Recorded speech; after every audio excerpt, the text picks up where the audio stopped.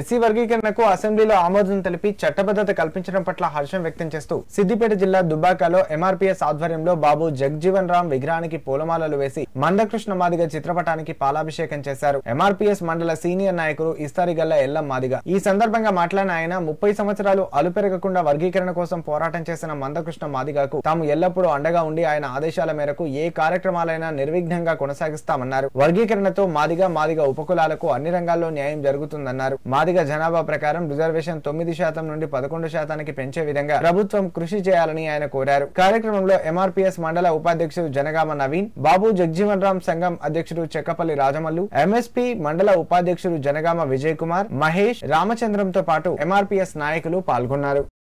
మందకృష్ణ మాదిగ గారి పిలుపు మేరకు గత సంవత్సరం ఆగస్టు నెల 1వ తారీఖు నాడు గౌరవ సుప్రీంకోర్టు ప్రతి రాష్ట్రానికి ఎస్సీల వర్గీకరణ చేసుకోవచ్చని చెప్పేసి తీర్పు ఇవ్వడంతో 30 సంవత్సరాల ఉద్యమ మందకృష్ణ మాదిగ ఫలితంగా ఈ తెలంగాణ రాష్ట్రంలో ఎస్సీ వర్గీకరణ బిల్లు ఆమోదం చేయడం శుభసూచకం. దానిలో భాగంగానే ఈ రోజు దుబ్బాక మండలంలోని మా ఇడికోటలో మాదిగ ఉపకులతో కలిసి బాబు జగ్జీవన్ రామ్కి పూలమాలేసి మందకృష్ణ మాదిగ గారి చిత్రపటానికి పాలాభిషేకం చేసి సంబరాలు చేసుకోవడం జరిగింది. కృష్ణ మాదిగ అమరవీర ఈరోజు ఇక్కడ దుబ్బాక హెడ్ క్వార్టర్లో ఈరోజు నిన్న ఇచ్చిన రాష్ట్ర ప్రభుత్వం కాంగ్రెస్ ఏబిసిడి వర్గీకరణ అమలు చేయడం జరిగింది. అదేవిధంగా చట్టబద్ధత కూడా కల్పించారు కాబట్టి కాంగ్రెస్ ప్రభుత్వానికి కూడా మా యొక్క మాదిగ ఉపకులాలు అందరం కలిసి మేము ధన్యవాదాలు తెలుపుతున్నాం.